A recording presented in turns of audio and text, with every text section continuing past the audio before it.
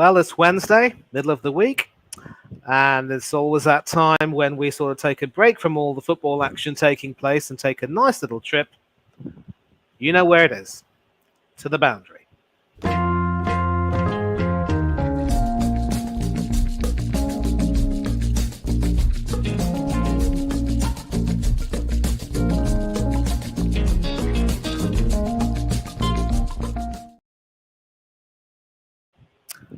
Yes, people, good to see you once again, and welcome once again to this weekly cricket show where we try to give you some of the best news from the world of cricket. And obviously, Hanno isn't here to join us, but you are in the company of me, Mani Thangadurai, and I am about to welcome our guest, Ben Samuel, who seems to enjoy coming on these shows, no matter how late it is for him. Hello there, Ben. Good to see you, and is this lateness really inconveniencing you? Because it's good that you're here, but when do you get to sleep, and how long do you sleep? It is kind of late for me, but convenient as well, as I'm busy during the remaining half of the day. So this time is kind of convenient for me, and then I go to sleep by 3:30 in the night, and then I wake up by 8 to 8:30. So it's like five hours of sleep, 5 odd hours of sleep for me. So it's fine. Yeah. It's manageable. It's manageable. Okay. Well, hopefully that we won't be too long tonight. We're going to make sure that we try and finish as quickly as possible. We do have some very interesting things to discuss, and we're just going to sort of have a different start today, and we're going to sort of focus on international cricket because there is some interesting news, of course. Australia have, of course, named their squad for the World Test Championship final to be, of course, played against India, and also the first two tests of the Ashes series. And David Warner, despite not being in the best of form, and who's sort of trying to get back into form in this IPL, has been included in the squad. And we're just going to take a look at the story at the moment, and we will, sort of get to that. But, whoops, wrong story. But...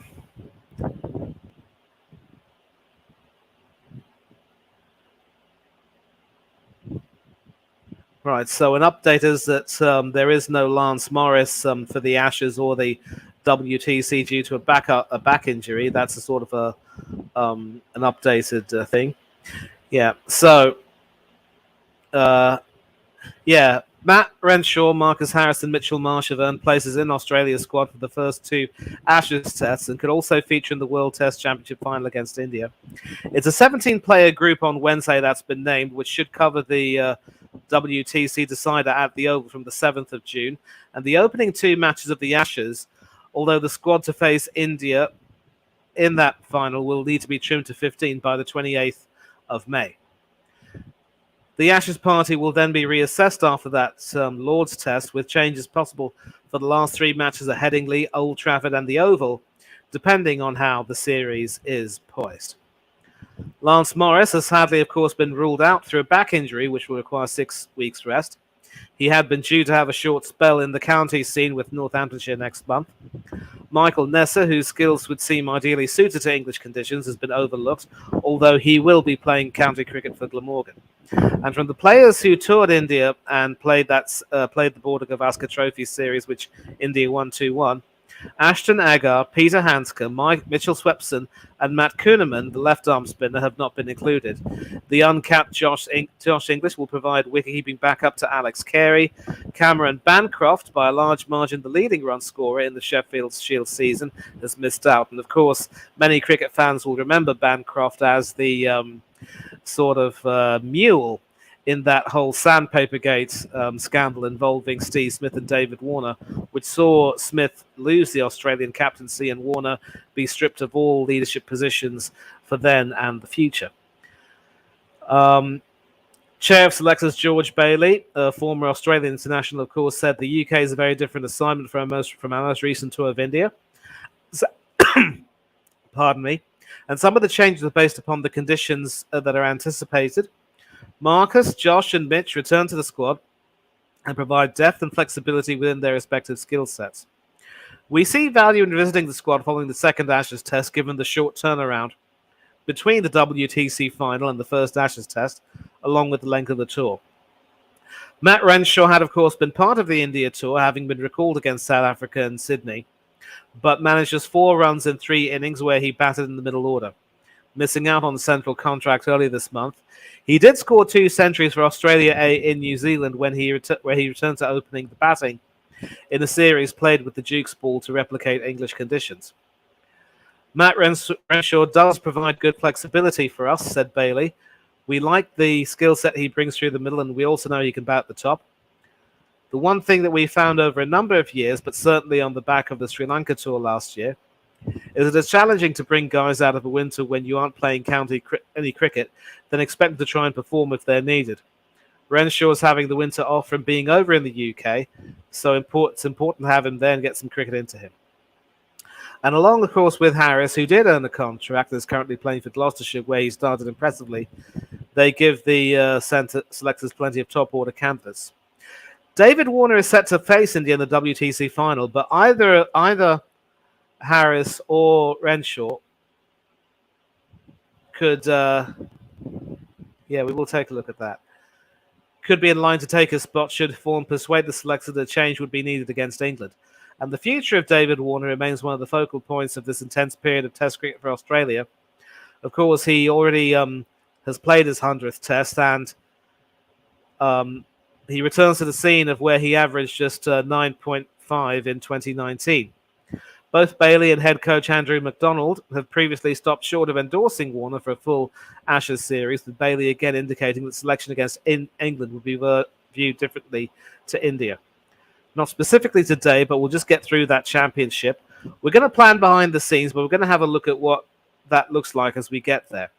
Different opposition, different surface in terms of going from the Oval to start the Ashes. So we're going to work through that.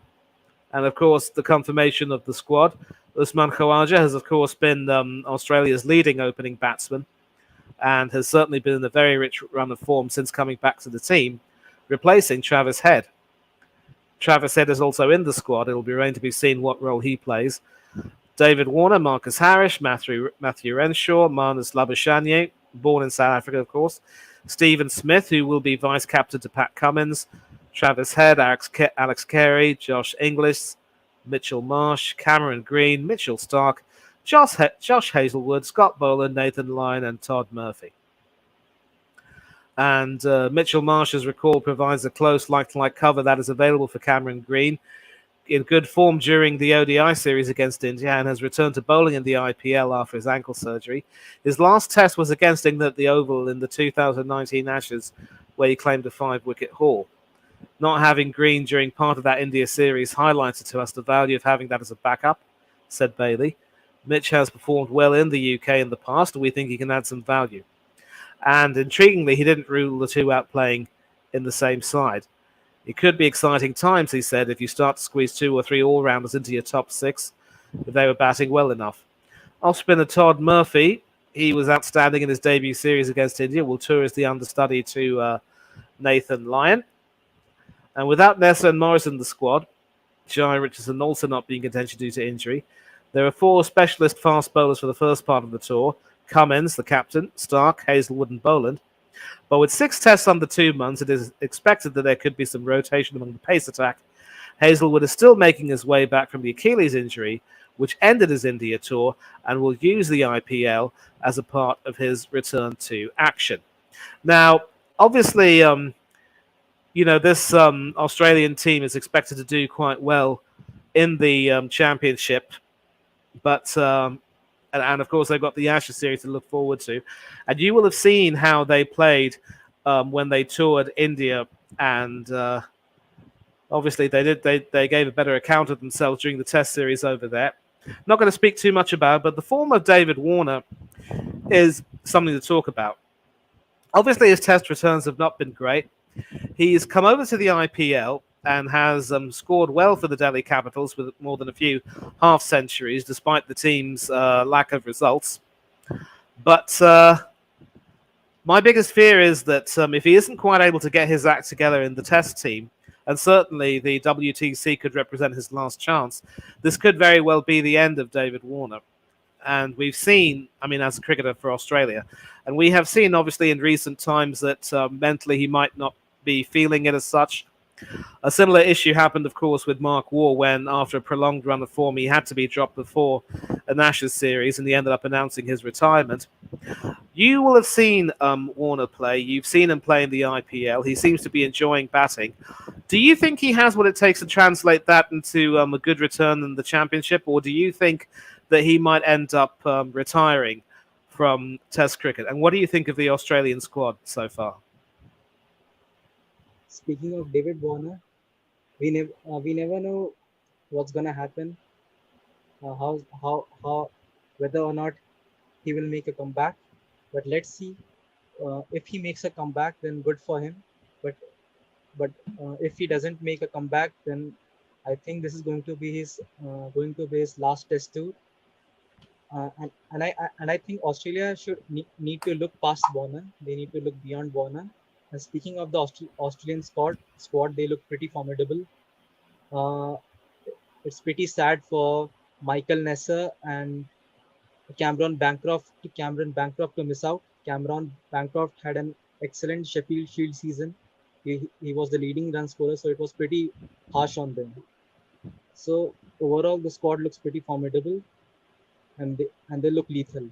And speaking of the World Test Championship final, uh, Australia have a good record in ICC knockouts. So we have seen them excel, and uh, we s- we have seen them as a successful team in ICC knockouts. So they are going to give a tough fight for India. They are going to give a tough fight to India in the World Test Championship final. But speaking of the Ashes, this time England look pretty formidable, and England are gonna give England are gonna give the Aussies a good scare in the Ashes.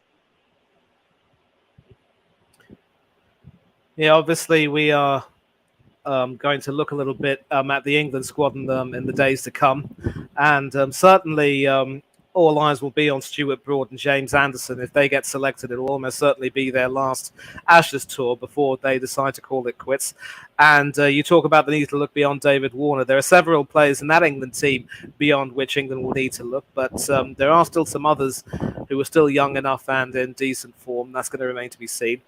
And of course, when you take a look at the opening batting lineup, you got someone like Khawaja who has the experience and who, of course, has come back into the team and has been absolutely magnificent with his performances. Centuries in both innings in the deciding Ashes Test has, kept him in the team. He had a wonderful series against Pakistan, probably Australia's best batsman in the India tour. And so certainly another left-handed opening batsman like Warner, albeit with a different technique. Um, so it could very well be that they decide to pick someone else to open the batting with him. It could very well be Renshaw, who, of course, spent part of his childhood in England before emigrating to Australia. And you might be right. It could very well be time to look beyond Warner. And if he doesn't enjoy playing for Australia anymore, then maybe it is best if he leaves. But he's left his legacy, and I think he will be a tough act to follow.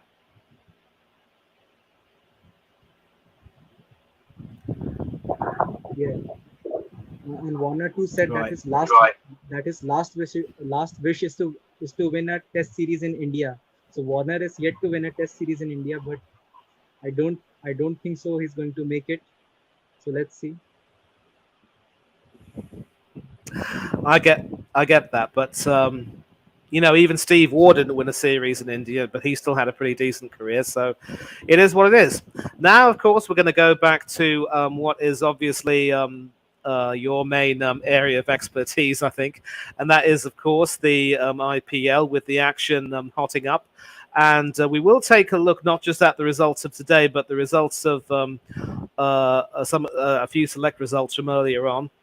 I mean, obviously, the Rajasthan Royals have been the team to watch, and their impressive victory over the defending champions, the Gujarat Lions, a few days ago was one for the ages. But this time around, on their home turf in Jaipur, they just fell short against the Lucknow Super Giants, and I'm going to make sure that I present that screen as well. Yeah, this is actually today's game, and I'm pretty certain you must have seen it. And we take a look at the Super Giants scorecard. Rahul Lokesh and Kyle Mayers at the top of the order, doing quite well with a partnership of 82. And then wickets starting to fall with Holder, Ashwin, and Bolt starting to hold sway. Bolt, in fact, was quite economical, even though he didn't take too many wickets. The others were, I mean, certainly Chahal, the leg spinner, was taken to the cleaners. And Ashwin had an excellent spell, reasonably economical. Holder also tried his best. 5 bowlers used by Sanju Samson this time around. And so aside from that opening partnership, a couple of wickets fell. And no real partnerships, save for the 45-run partnership between Stoinis and Mayers, who stayed. I mean, not Mayers. It was, I think it was...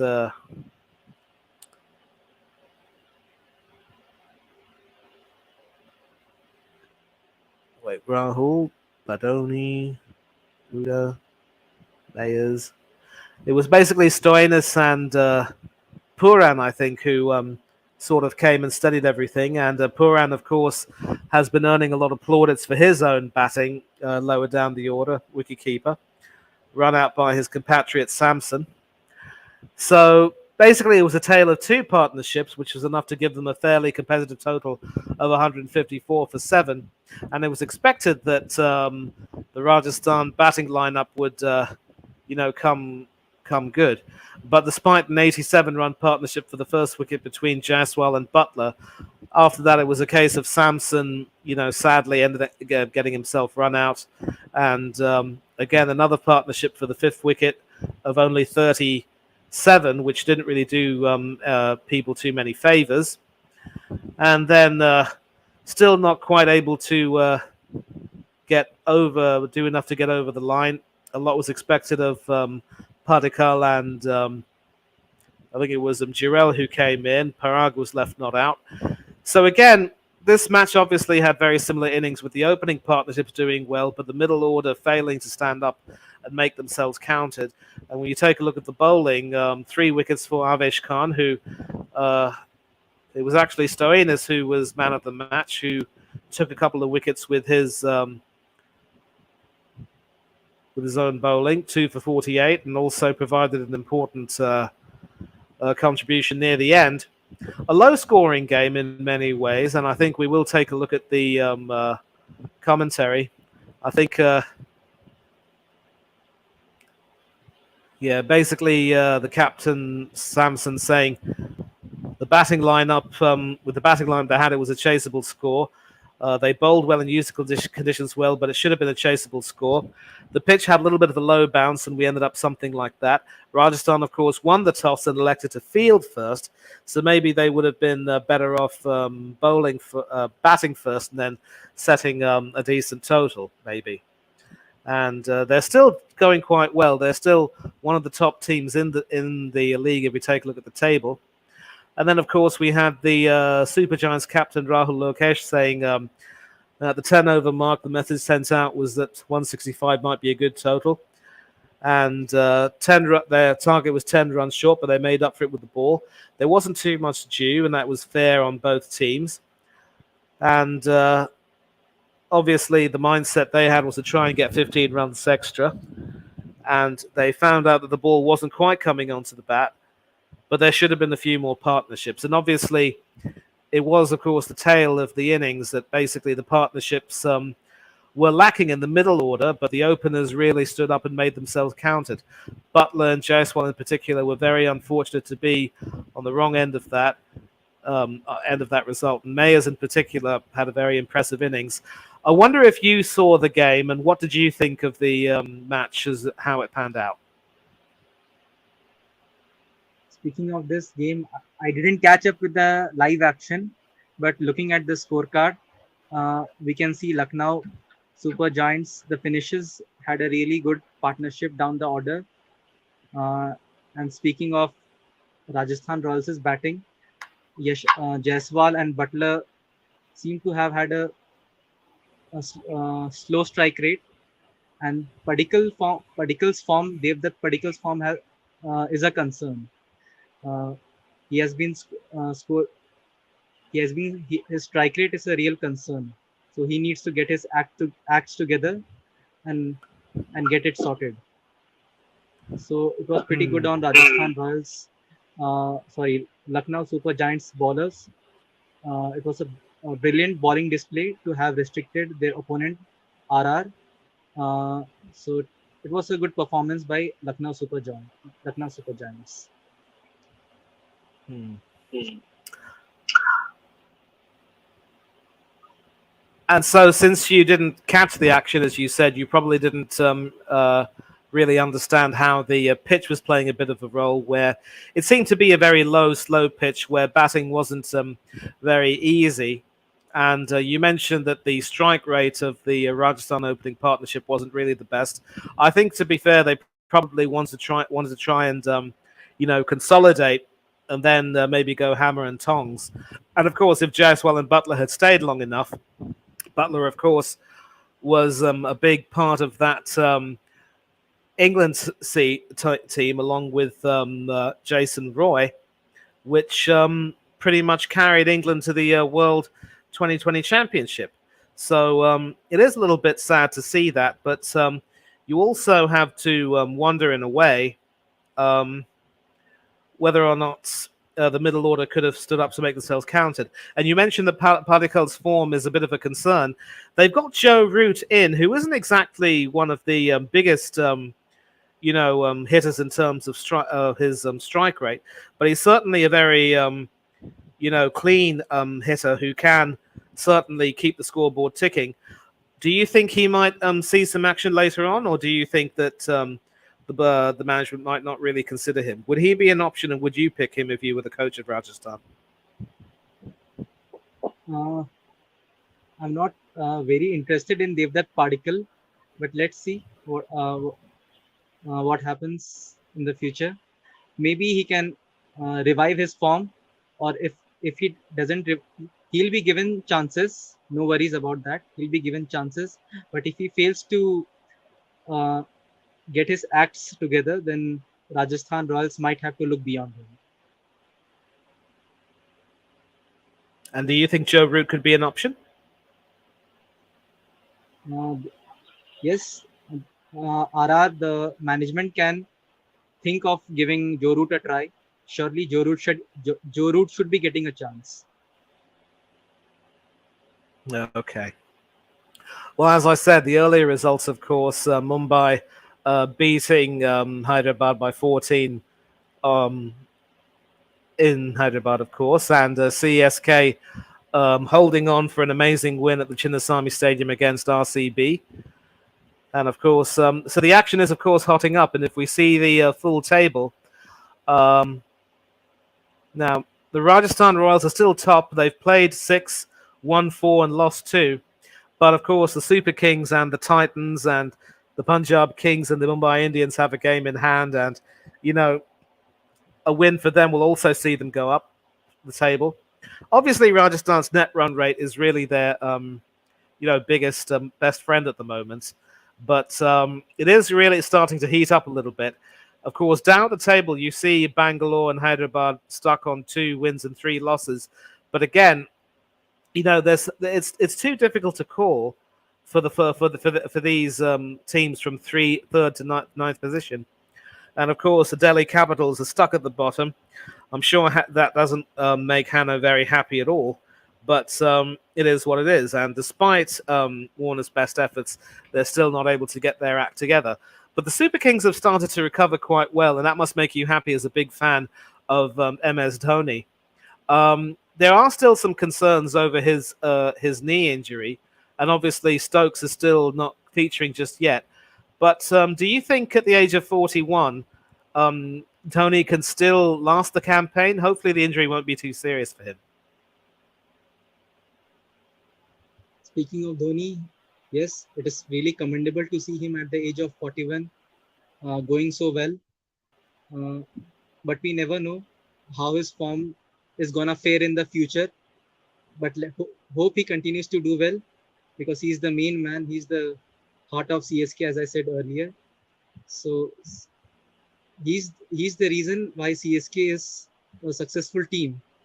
So he has been an excellent leader so far. But let's see what happens. What happens in the future? It's up to him whether to give up or not. But I hope Dhoni continues Yeah. to do well. Yeah, well, obviously at the age of 41, he can't be expected to go on forever. And of course, looking back on this game, obviously the batsmen of Chennai, Conway, Dubé, and Hane, doing really well that particular block over there. Two big partnerships for the second and third wickets. And then that pretty much set the platform for a very competitive total. And of course, Bangalore, led, of course, by Faf du Plessis, who used to play for the Super Kings. When he and Glenn Maxwell got going, they looked well on course to overhaul that total. But once they left, it was a question of, when the wickets would fall. Dinesh Karthik had an opportunity to be the finisher. Chennai boy, obviously, playing against the Super Kings. But once he holed out, it was really only a matter of time before the runs would dry up and the wickets would continue to fall. And it was just another professional performance, as we would see here. 3 wickets for Deshpande. The bowlers, of course, were quite expensive for both teams, really, with the exception of Ahmed Siraj, who started as a bowler for Bangalore and ended up getting subbed out for this impact player, Prabhu Desai. And certainly these impact players have brought about some very interesting substitutions as such. And it's been very interesting to see how the coaches have been able to, work with them. Now, of course, we take a look at this particular series over here, Sri Lanka against Ireland. And this is going to be the next topic right here. So we're going to take a look at this one over here. So as expected, Sri Lanka completely crushed Ireland. A nice clash between two island teams. Obviously, not very much difference in terms of landmass. Maybe Ireland is actually, in fact, a lot bigger, but in terms of cricketing talent and history and pedigree, Sri Lanka is really, head and shoulders above their counterparts. And we will see over here. We take a look at the match in its entirety. Sri Lanka only needed to bat for one innings. Centuries for the captain, Karunaratne, Kushal Mendis, Dinesh Chandimal, the former skipper, and also the wicketkeeper, Sama Vikrama, who came back into the team after being dropped. Duck for another former captain, Angelo Matthews. Very disappointing indeed. But in the end, it was a total of near 600, which was never going to be an easy one for the Irish to try and, overcome. They certainly weren't expected to do it. And with Balbirnie and other senior players failing, it was left to James McCullum, Harry Tector, and Lorcan Tucker, the wicketkeeper, to try to provide some cheer. 35 for McCullum, 34 for Tector, 45 for Tucker. And 7 wickets, of course, for Jayasuriya. Prabhat Jayasuriya, that is, not Sanath. That's from a different generation altogether. And, of course, when the Irish bowled, Camphor had a couple of wickets with 1 wicket each for the other bowlers. And then, of course, Ireland were forced to follow on. Tector continuing a good match with 42 in the second innings, and then Camphor and Dockrell chipping in with some late order runs. McBride and Adair also throwing their bat around a little bit to try to have a bit of fun. But really, once they were forced to follow on with a huge deficit of 400 odd, it really was it was ever only going to be one result. And of course, 3 more wickets for Jayasuriya, giving him 10 for the match. 4 wickets for Ramesh Mendes and 2 for Vishwa Fernando. Mendes finished with 5 for the match, and Vishwa Fernando had 4. And there was also a run out being the other wicket. So basically 3 bowlers sharing 19 wickets there. And obviously, the scorecard doesn't make for very good reading. And Ireland do have to play another test against them. On one side, you would think that for a team like Ireland, similar to teams like Bangladesh and Zimbabwe or any other minnow teams who become test nations, games like this will really only serve as part of the learning curve going forward. But it is obviously a very heavy defeat, and it does make you wonder whether or not being a test nation is really worth it. I suppose in the long term, the answer has to be yes, because you would think that they would learn from this. But one thing which is really concerning is that a lot has been expected from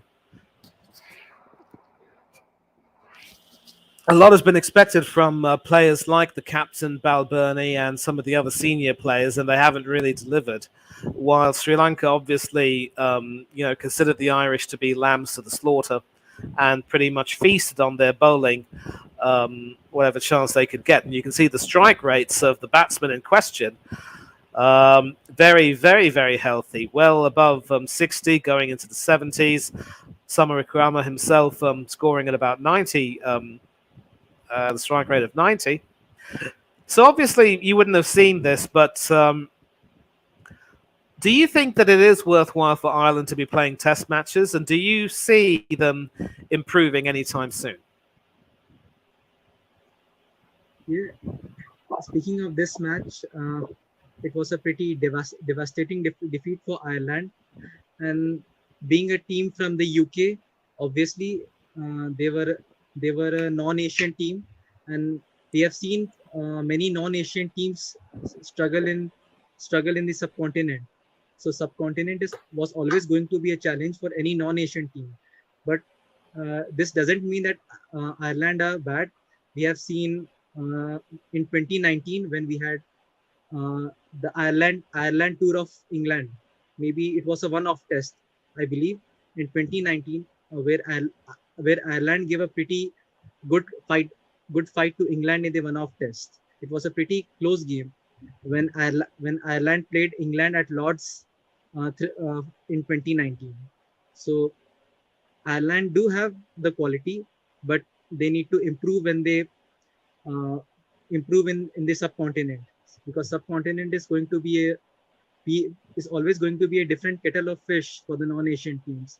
And speaking of Sri Lanka, their batting looked really good in terms of run rate. Sri Lanka almost seemed to have pulled a baseball here, and even Kusal Mendes to emphasize on the counter attacking style of play. So he was pretty up for a counter attacking style of play, and he said that nowadays that makes Test cricket really exciting to play like a one-day game. So it was overall a pretty formidable performance by Sri Lanka, and this has to be their biggest margin of victory in Test cricket. So it was good on Sri Lanka. Yeah, certainly their biggest margin, but you also have to say that when it comes to the opposition, the lack of experience is really told. I do take your point, of course, that when you play in Sri Lanka, you have to deal with spinning pitches, and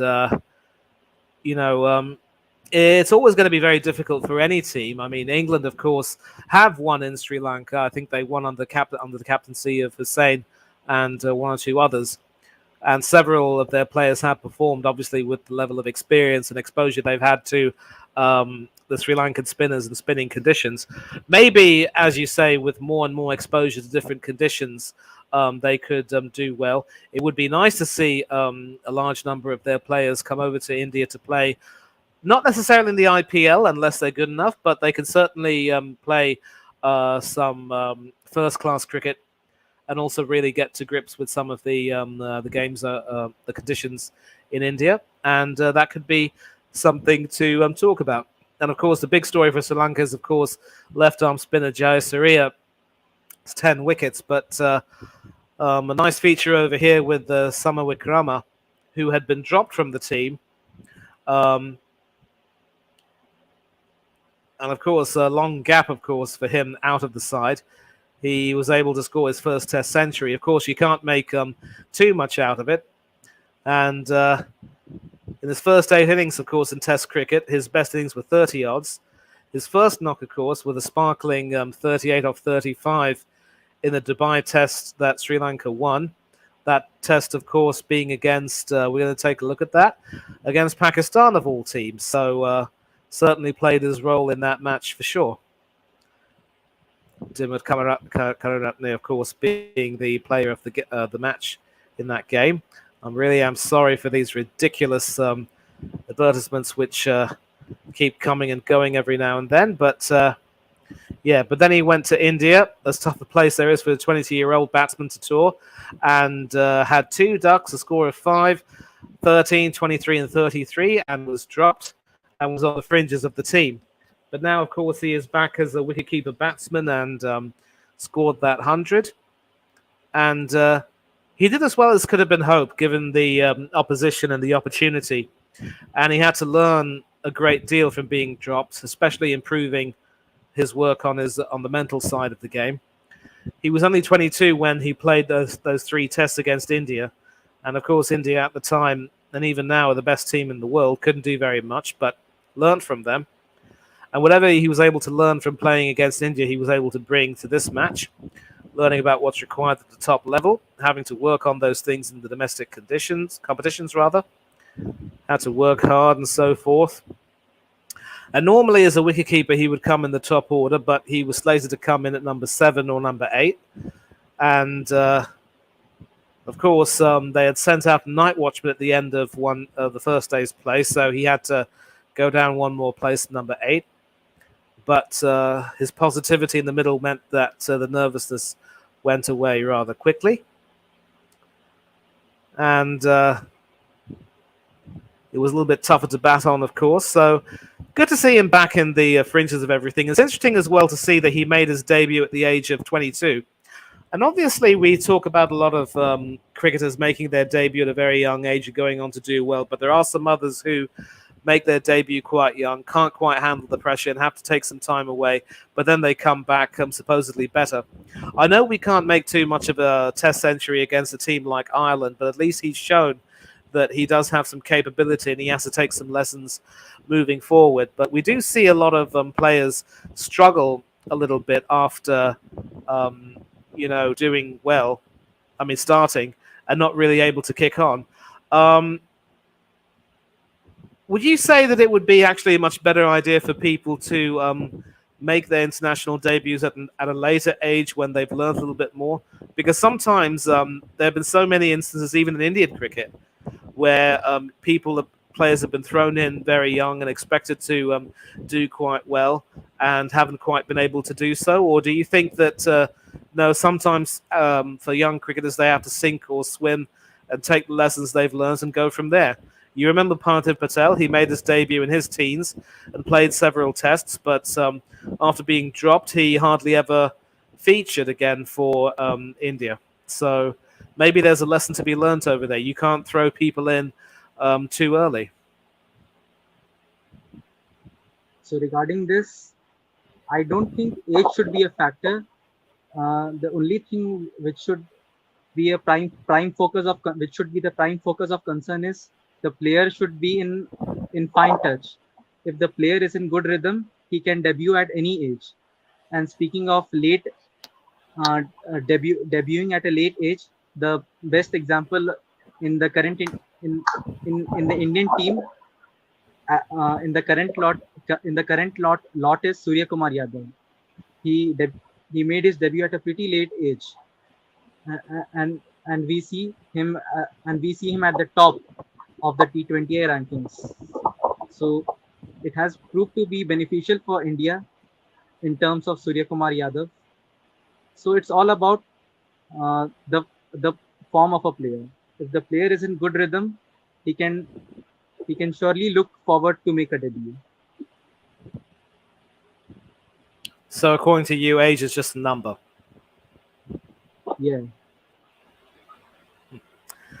Yeah, well, certainly in several cases, it might be a case of individual stuff. But now we're going to take a look at the final topic, which is the New Zealand-Pakistan series in Pakistan. New Zealand, of course, still alive with the series finally poised. We will go over the results first of all. Obviously, they've played three T20 internationals, and there are two T20 internationals left. Pakistan obviously dominating New Zealand in the. Hold on, let me share the. Let me share the screen.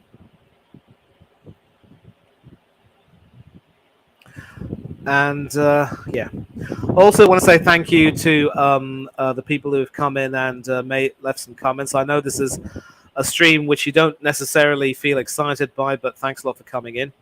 So the first result, obviously, we will take a look briefly at the some of the scores. I mean, this was effectively a case of Pakistan dominating New Zealand completely, crushing them with the ball, and of course, in the second second T20 national was hardly any different.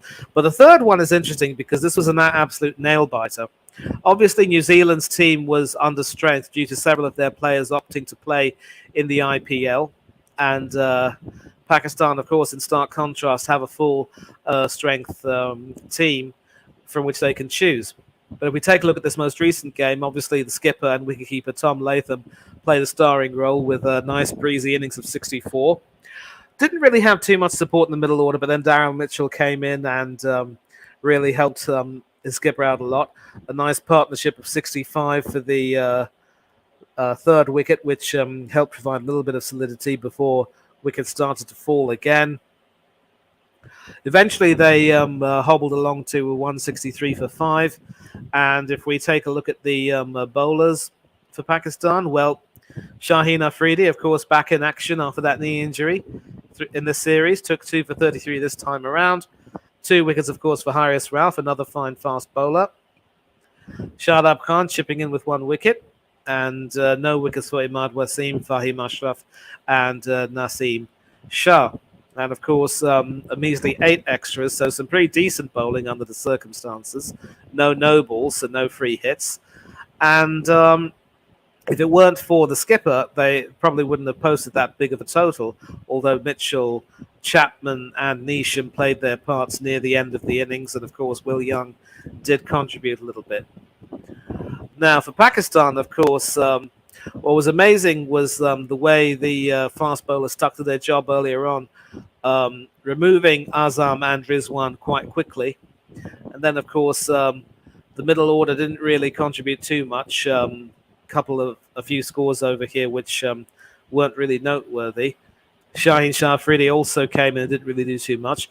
But this particular partnership over here between Iftikhar Ahmed and Fahim Ashraf, if we take a look at how much it went for, it was a partnership of 61, which very nearly threatened to take the match away from the Kiwis, only for Jimmy Neesham to...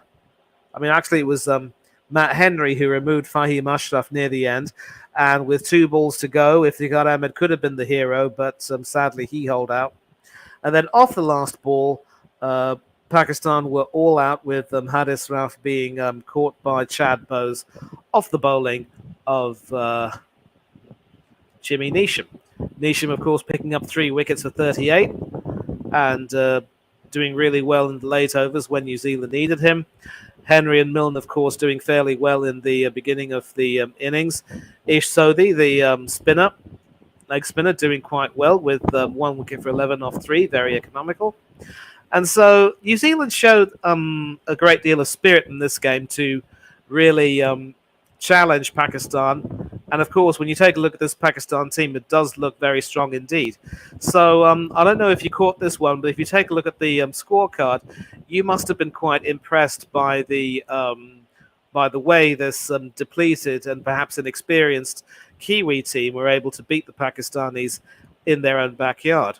Latham, of course, was man of the match with his innings of 64. And so the captain showed the way. What do you have to say? Yeah, it was a good game for New Zealand to win this. It was pretty good for New Zealand to remove their top 2 batters, Babar Azam and Mohammad Rizwan. But at the back end, we saw Iftikhar Ahmed put up a really good show with his quick fire 60 with a very uh, high strike rate of 250. So it was a pretty good performance by Iftikhar Ahmed at the lower order, but the New Zealand bowlers really put up a good fight and they restricted Pakistan uh, below the target.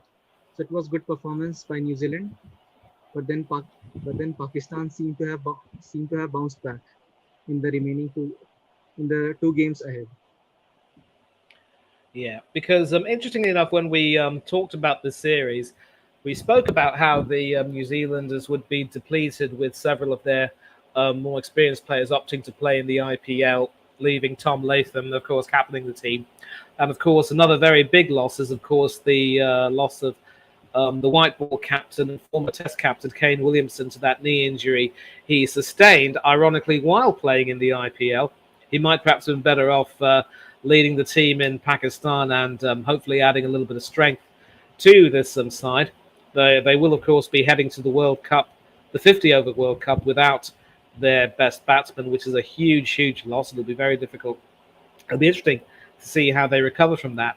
I think it might go without saying that had some of those players opted against the IPL and instead come over to Pakistan and obviously had the experience of playing in Pakistani conditions, which wouldn't be too dissimilar from playing in India, at an international level, then surely the Kiwis uh, would have been better served. It is now interestingly poised at 2-1 to Pakistan with 2 matches to play. And of course, if the Kiwis manage to win the fourth T20 international, then that will very creditably set up the series for a decider. Or if they can at least get it to 3-2, that would also be creditable indeed, given that they're not exactly at full strength. But I mean, you think, of course, that someone like Martin Guptill, who now, of course, is playing franchise cricket around the world, he would still be an asset for this team. He could possibly be recalled for the to the New Zealand team for the World Cup on an emergency basis. But again, my question to you is, given how New Zealand have performed, surely those experienced players would have improved this team, and they could be looking at a potential series win. Yes, yeah, absolutely. Even despite Pakistan being 2-1 ahead, we can see New Zealand put up a show, and we might see a series decider. It can be New Zealand winning the series as well. As you said, cricket is a funny old game, so anything can happen. And if New Zealand win, it would be pretty good for them. But about the players in question who are playing in the IPL, should they have been here and would they have, made a difference? Absolutely, they would have made a difference. Like Trent Bolt. Trent Bolt, we have seen how good he has been in the power play, giving the early strikes.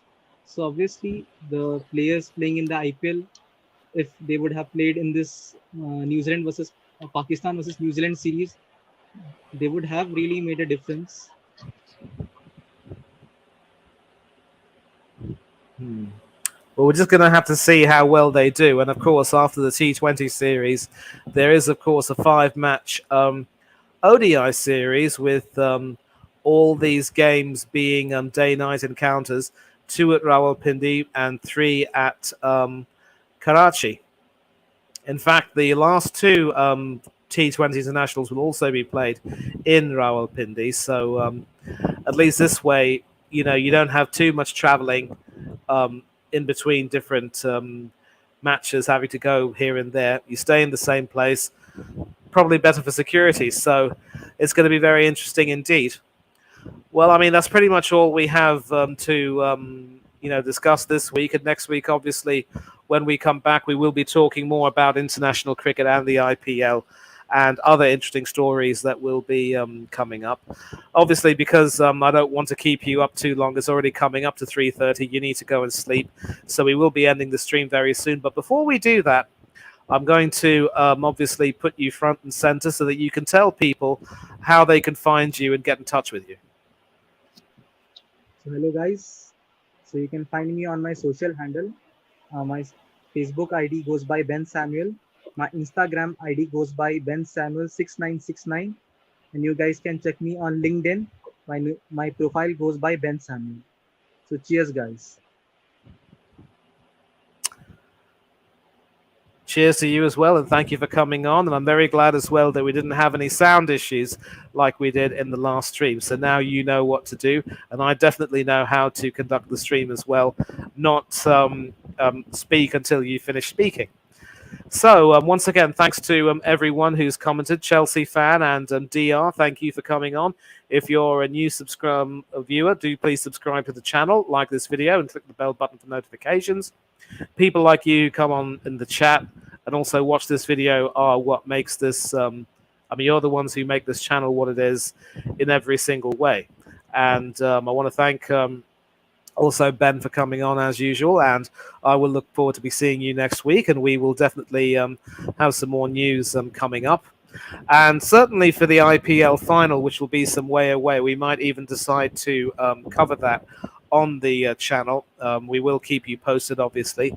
And as far as Test cricket is concerned, we will obviously look to do a preview to the World Test Championship and also the Ashes if and when it starts. And I hope to try and maybe get some guests to come and talk about that. So we do have a lot of good stuff coming up, and I'm looking forward to it. Until then, thanks a lot to everyone who's come on today. And tonight, rather, it should be said. Take care of yourselves. Stay safe, stay happy, enjoy the rest of your week. Don't do anything that Ben and I wouldn't do. But for now, from the Coach's Corner, we are out.